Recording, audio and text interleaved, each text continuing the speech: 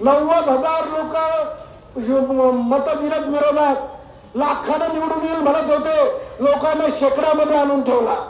आणि म्हणून मस्ती, गुरमी, दादागिरी या मतदारसंघात कधी खपवून घेतला जाणार नाही. मित्रांनो, चिंता करायची नाही.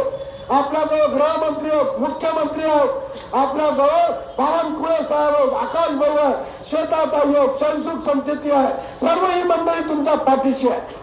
विकासाचा मार्ग, समृद्धीचा मार्ग आता फक्त भारतीय जनता पक्ष आणि कमळच आहे. लोहा लोहे को काटताय, लोहा लोहे को काटताय. आणि हे लक्षात ठेवून भारतीय जनता पक्ष आणि कमळ या गोष्टीवरती आपण सर्वांनी पाठीशी उभं राहिलं पाहिजे.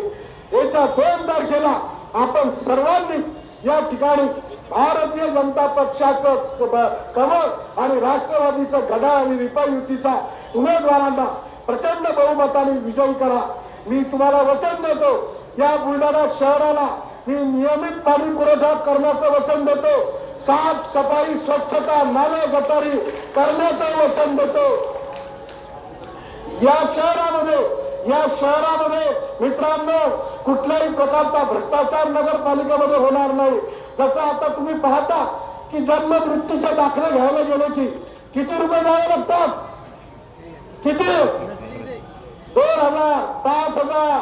आणि तिथं कोण रिटायर्ड झालेला स्वतःचा सख्खा भाऊ किशोर गायकवाड, तिथे कोणी मानधनावर दुसरा कार्यकर्ता नाही. मित्रांनो, काँग्रेसला सुद्धा मतदान म्हणजे या शहराचा विकासाचा बट्टा बोल आहे. काँग्रेसचा ना ऊपर कुछ है ना नीचे कुछ है. काँग्रेस जर सत्तेमध्ये आली तर ते 5 वर्ष फक्त आमदार काम करू देत नाही म्हणून त्या ठिकाणी बसतील आणि शहराचा विकास होणार नाही. आणि म्हणून सत्तेला सत्ताच उत्तर आहे.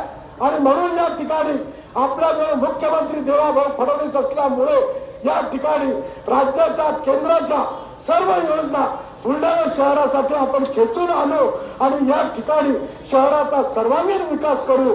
आपण कमळ आणि घड्याळ यांना निवडून द्यावं असं आवाहन करतो.